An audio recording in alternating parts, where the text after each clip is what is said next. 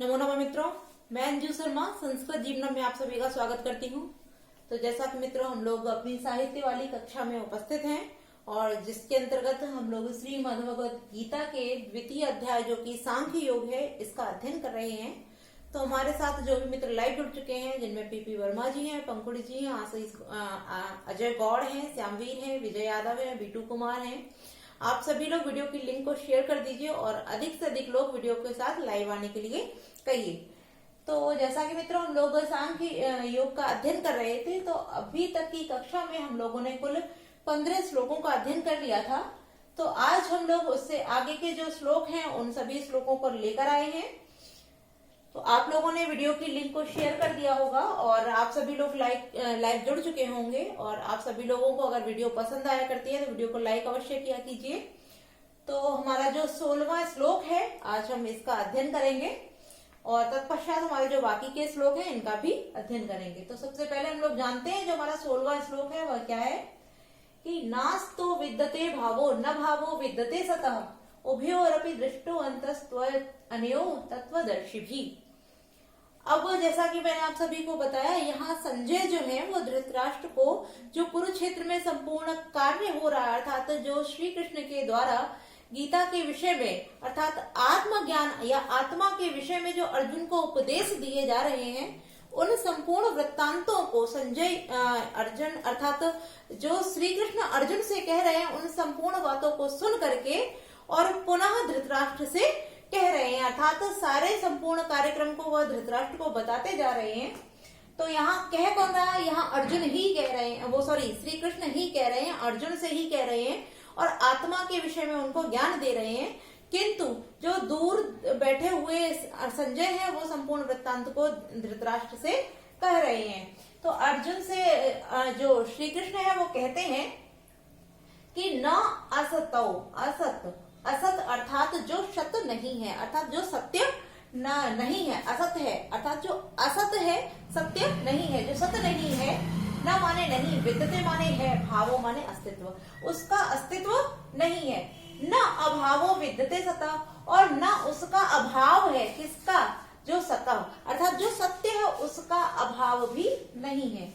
उभयो दोनों ही, अपि माने भी, दृष्टा माने देख लिया गया है, अंतः माने सिद्धांत, आनेयो दोनों का, उन दोनों का, ठीक है। अब यहाँ आनेयो उभयो के साथ जुड़ेगा तो उन दोनों के, ठीक है। तत्वदर्शी भी, तत्वदर्शियों के द्वारा।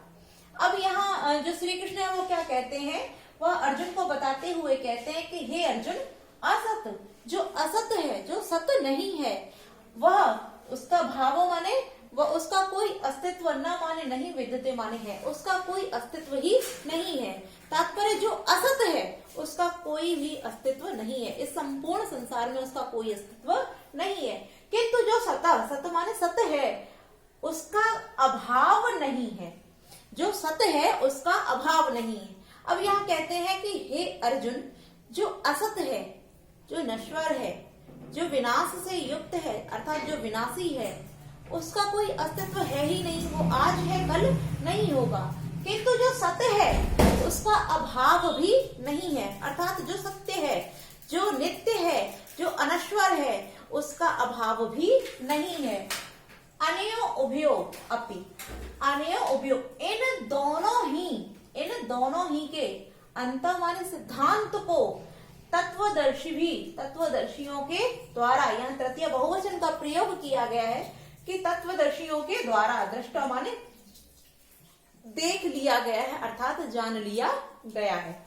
तो यहाँ जो श्री कृष्ण है वो कहते हैं कि हे अर्जुन, हे पार्थ, हे अर्जुन, जो असत्य है अर्थात जो आज है कल नहीं होगा, जो नश्वर है, ऐसी चीज का इस संसार में कोई अस्तित्व ही नहीं है अर्थात वह विनाश से युक्त है तो उसका अस्तित्व ही क्या होगा।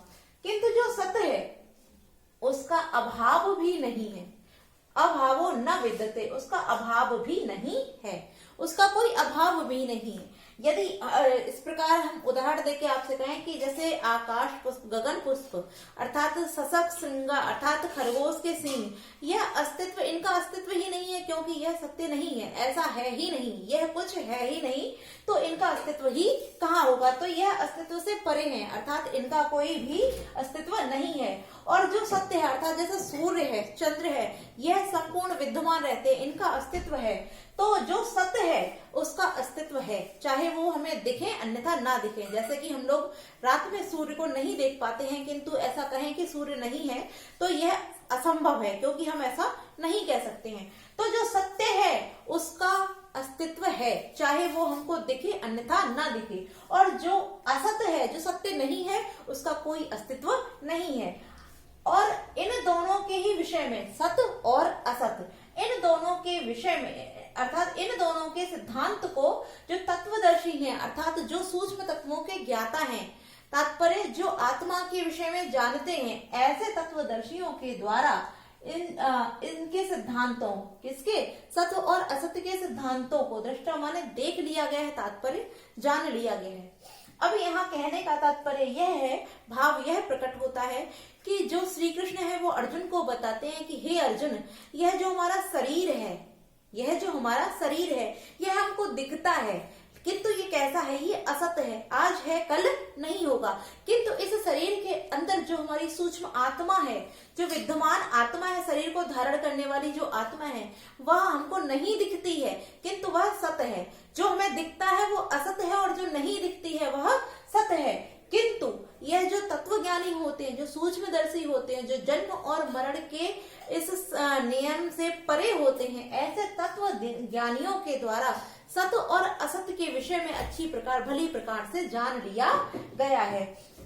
अब यहाँ कहते हैं जो प्रकृति होती है, अर्थात यदि हम सांख्य की बात करें तो सांख्य दर्शन के अंतर्गत कुल 25 तत्वों का वर्णन है, जिसमें सबसे पहले पुरुष होता है, पुरुष के पश्चात प्रकृति होती है, और प्रकृति के बाद महत, महत के बाद अहंकार, अहंकार के बाद मन, और हमारी जो 5 ज्ञानेंद्रियां, 5 कर्मेंद्रियां, 5 तन मात्राएं, और उन तन मात्राओं अर्थात जो 5 महाभूत होते हैं उनसे जो तन मात्राएं निष्पन्न होती हैं, इस प्रकार से कुल 25 तत्वों का वर्णन किया गया है। तो यहाँ इस श्लोक में जो तत्व ज्ञानी है अर्थात तत्व ज्ञानी से तात्पर्य है कि जो प्रकृति के विषय में जान चुके हैं। यह प्रकृति क्या है, यह प्रकृति जन्मा है, सृष्टा है, यह पूरी संपूर्ण सृष्टि की रचना करती है। किंतु जिसकी यह रचना करती है, यह सृष्टि अर्थात यह प्रकृति जिस सृष्टि की रचना करती है, वह अचर, चरा और चर और अचर अर्थात वह चर और अचर के प्रपंच से है, अर्थात उसमें कुछ चीजें नित्य भी हैं और कुछ अनित्य भी हैं। किंतु जो प्रकृति है वह वास्तविक है, वह सत्य है, वह सत्य है। ठीक है, तो यहाँ तत्व ज्ञानी जो पुरुष और प्रकृति है, इनके संयोग से ही संपूर्ण सृष्टि का निर्माण होता है। तो इसी विषय में श्री कृष्ण अर्जुन से कहते हैं कि जो तत्व ज्ञानी है उन्होंने इन दोनों के ही विषय में अर्थात सत्य और असत्य के सिद्धांत को जान लिया है, इसलिए वह इस जन्म और मरण के सिद्धांत से ऊपर उठ चुके हैं। ठीक है, तो इस श्लोक को हमने संपूर्ण प्रकार से, भली प्रकार से समझ लिया है। हम आगे बढ़ते हैं, हमारा जो अगला 17वां श्लोक है इसका वाचन करते हैं कि अविनाशी तु तद्विधि येन सर्विदं ततम विनाशं व्ययस्यास्य न कश्चित कर्तुम अर्हसि। तो यहाँ कहते हैं कि अविनाशी, अविनाशी तत्पर जिसका विनाश न, अविनाशी विनाश न अर्थात जिसका विनाश न हो, अर्थात जिसका विनाश संभव नहीं है, जो अनस्वर है। तो अनस्वर तू माने तो, तत् माने उसको, विद्धम माने जानना चाहिए, कि अविनाशी तो उसको जानना चाहिए। येन माने जिसमें, सर्वम माने सर्व, इदम माने यह, तत्व माने व्याप्त है। विनाशम विनाश, अव्ययम अव्ययस्य, अव्यय माने जिसका व्यय संभव नहीं है, अस्य माने इसका, न माने नहीं, कश्चित माने कोई, कर्तुम माने करने में, अर्हसि माने योग्य है। तो यहाँ जो श्री कृष्ण है वो कहते हैं कि अविनाशी अर्थात अनश्वर, तू माने तो उसको जानना चाहिए, कि हे अर्जुन अविनाशी तो उसको जानना चाहिए जिसमें यह सब कुछ व्याप्त है। तात्पर्य जिसमें यह सब कुछ व्याप्त है, अविनाशी तो उसको जानना चाहिए। तात्पर्य यहाँ अविनाशी शब्द जो दिया है वो किसके लिए प्रयुक्त हुआ है, वह ईश्वर और आत्मा के लिए प्रयुक्त हुआ है। कि अविनाशी उसको समझना चाहिए जिसमें यह सब कुछ व्याप्त है, अर्थात जो ईश्वर है, इस संपूर्ण ब्रह्मांड में ईश्वर व्याप्त है और इस ईश्वर के अंतर्गत ही आत्मा, अर्थात आत्मा जो है वो ईश्वर, आत्मा और परमात्मा दोनों ही एक रूप हैं। तो अविनाशी किसको जानना चाहिए, जिसमें यह सब कुछ व्याप्त है, उसको ही क्या जानना चाहिए, अविनाशी या अनश्वर जानना चाहिए। और अव्यय से अव्यय, इस अव्यय की अर्थात इस अविनाशी की, अव्यय तात्पर्य जिसका व्यय संभव ना हो, अर्थात जो खर्च नहीं है, जिसका व्यय नहीं होता है, इस अव्यय अर्थात अविनाशी का विनाश करने में, कर्तव्य माने करने में, यहाँ तुमुल प्रत्यय का प्रयोग किया गया है कि तो कि इस अव्यय अर्थात इस अविनाशी का विनाश करने में, कश्चित माने कोई भी, न माने नहीं, अर्हसि माने समर्थ है, अर्थात इस अविनाशी का विनाश करने में कोई भी समर्थ नहीं है।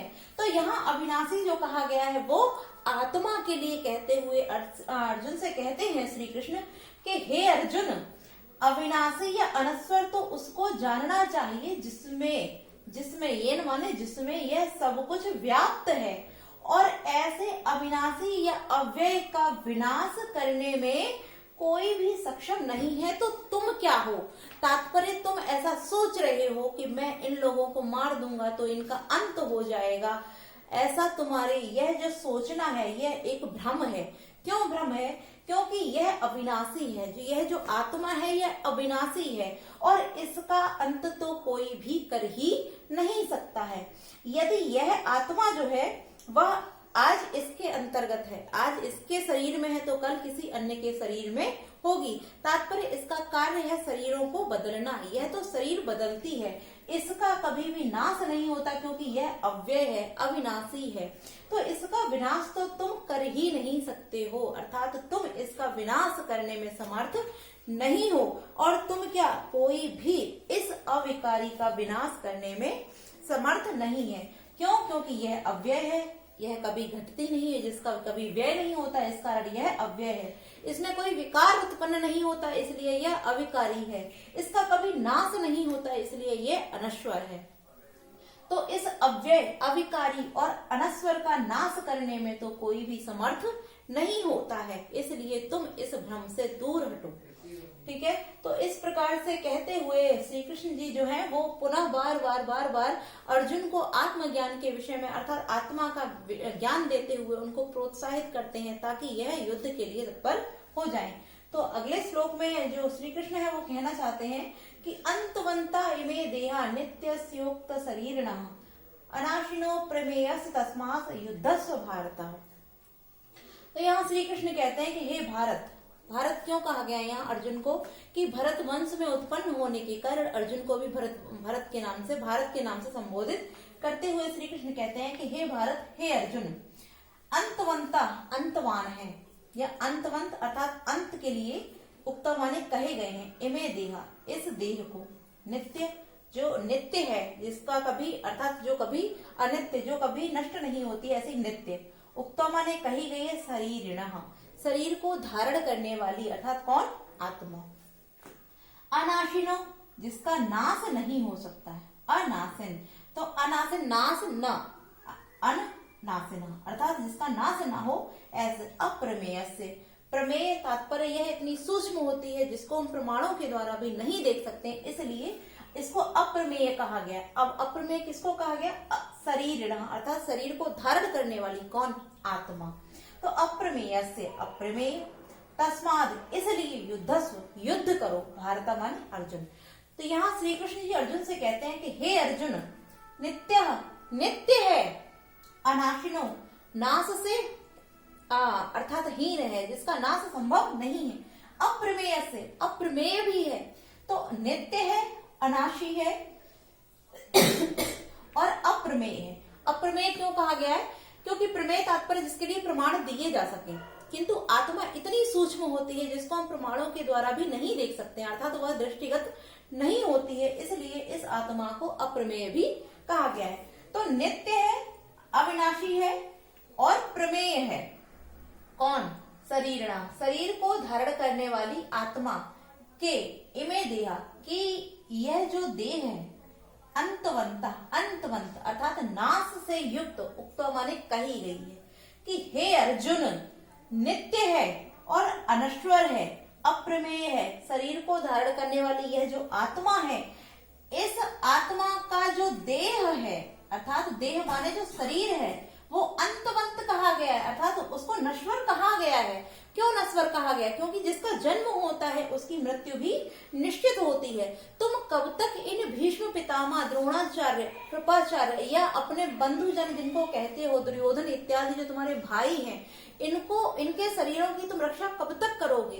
क्योंकि इन्होंने जन्म लिया है और जो जन्म लेती है वो कौमार्य और युवावस्था और जरा के पश्चात मृत्यु को भी प्राप्त होती है।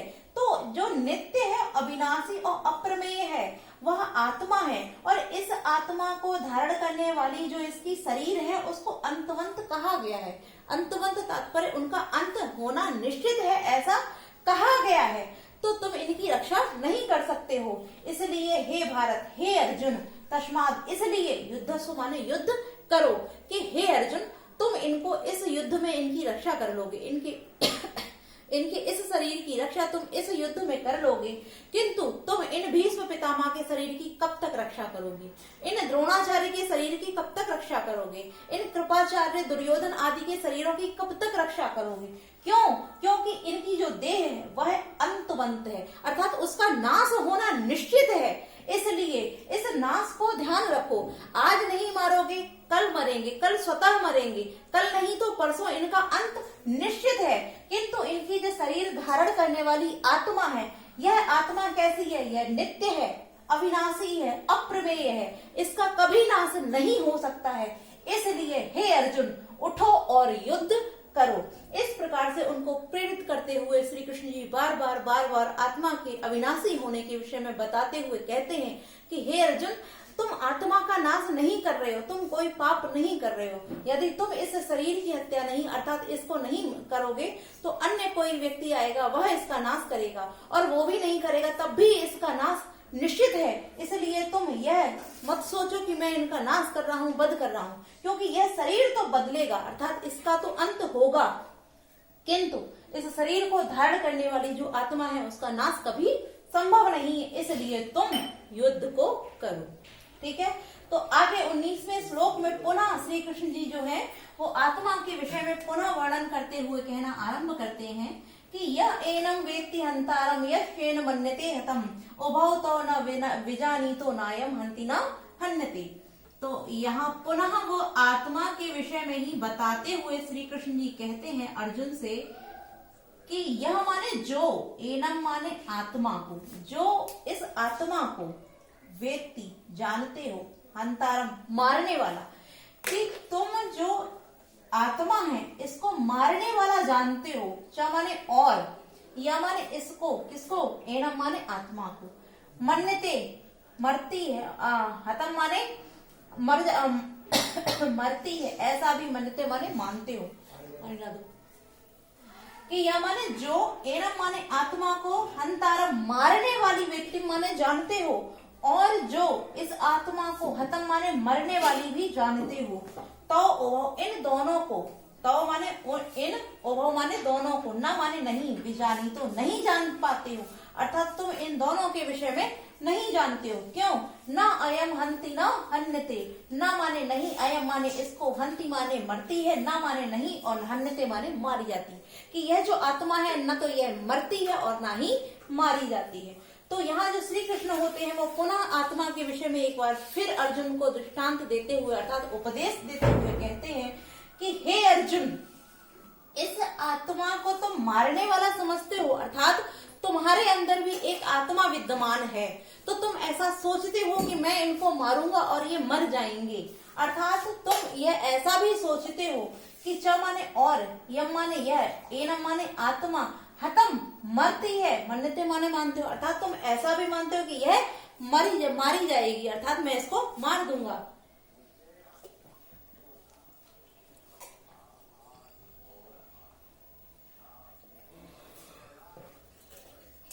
तो कि तुम ऐसा सोचते हो कि जो यह आत्मा है यह मारती है, या जानते हो यह जो यह आत्मा है यह मारने वाली होती है या इस आत्मा को मारा जा सकता है, ऐसा तुम जो मानते हो, तो तुम इन दोनों के विषय में ही ना माने नहीं विजानी तो माने जानते हो।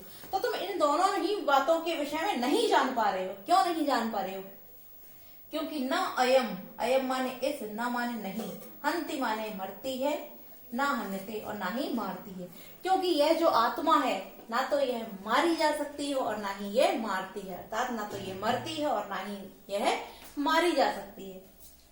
कहने का तात्पर्य है, श्री कृष्ण बताते हैं, पुनः अर्जुन को बताते हुए कहते हैं कि हे अर्जुन, तुम यह सोचते हो कि तुम्हारे द्वारा जो तुम्हारे अंदर जो आत्मा है उस आत्मा के द्वारा तुम किसी दूसरे को मार दोगे, तो यह भी तुम उचित नहीं सोचते हो। और तुम यह सोचते हो कि मैं उसको मार दूंगा तो उसकी जो आत्मा है वो मर जाएगी, तो यह भी तुम इन दोनों के ही विषय में नहीं जानते हो। क्यों नहीं जानते हो? क्योंकि जो यह आत्मा होती है क्योंकि यह जो आत्मा है ना तो ये हंति माने मरती हो, ना ही हन्नते ना ही मारी जाती है। अर्थात तुम जो मारोगे वह एक शरीर होगा, तुम जो मारोगे वह शरीर होगा और तुमको जो मारेगी वह भी एक शरीर होगा, ना कि आत्मा। क्योंकि ना तो आत्मा मारने वाली होती है और ना ही मरने वाली होती है। और जो आत्मा को मरने और मारने वाली जानता है वो उन दोनों के ही विषय में नहीं जान पाता है। क्यों नहीं जान पाता है? क्योंकि यह जो आत्मा है वो अजर और अमर है, ना तो यह मरती है और ना ही ये किसी को मारती है। कहने का तात्पर्य यह है कि यहाँ अगर तुम किसी के शरीर का अंत करते हो तो उसके अंदर की जो आत्मा है वह उसके उस शरीर को त्याग करके पुनः नवीन शरीर धारण कर लेगी, किंतु उस आत्मा का अंत वहां संभव नहीं है। इसलिए हे अर्जुन, तुम यह जो सोच रहे हो कि मैं उसको मार दूंगा या वह मुझे मार देगा, तो यह जो तुम्हारा सोचना है वो व्यर्थ है। क्योंकि प्रत्येक व्यक्ति के अंतर्गत एक आत्मा होती है और उस आत्मा को न तो मारा जा सकता है ना ही वह आत्मा मरती है। वह जिस प्रकार से हम लोग अपने वस्त्रों को बदलते हैं, परिवर्तित करते हैं, उसी प्रकार जो आत्मा होती है वह भी शरीरों को परिवर्तित करती है। यह आत्मा पहले भी थी, आज भी है और आगे भी होगी, किंतु यह जो इसका शरीर है यह है या नहीं है, अर्थात यह कब परिवर्तित होगा यह कोई भी नहीं जान सकता है। इसलिए हे अर्जुन, मोह के बंधन से ऊपर उठो और इस आत्मा के विषय में जानते हुए ना जो तुम्हारा युद्ध करने का जो कर्म है उस कर्म को ना त्यागते हुए अपना कर्म करो और युद्ध के लिए सज्ज हो जाओ। तो इस प्रकार से जो श्री कृष्ण है वो इन सभी श्लोकों के द्वारा जो अर्जुन है उनको आत्मज्ञान देते हुए, अर्थात जो सांख्य के जो तत्व हैं उन तत्वों का भी ज्ञान बताते हैं और आत्मा का भी सूक्ष्म ज्ञान देते हैं। तो इसी प्रकार उनको आत्मज्ञान देते हुए उन्हें युद्ध के लिए प्रोत्साहित करते हैं। तो आज के लिए हम लोग इतना ही रखते हैं और कल इनके जो आगे के श्लोक हैं उनके विषय में अध्ययन करेंगे। तो आप सभी को वीडियो अच्छी लगी, वीडियो को लाइक कीजिए और चैनल को सब्सक्राइब कीजिए। आज के लिए इतना ही। नमो नमः मित्रों।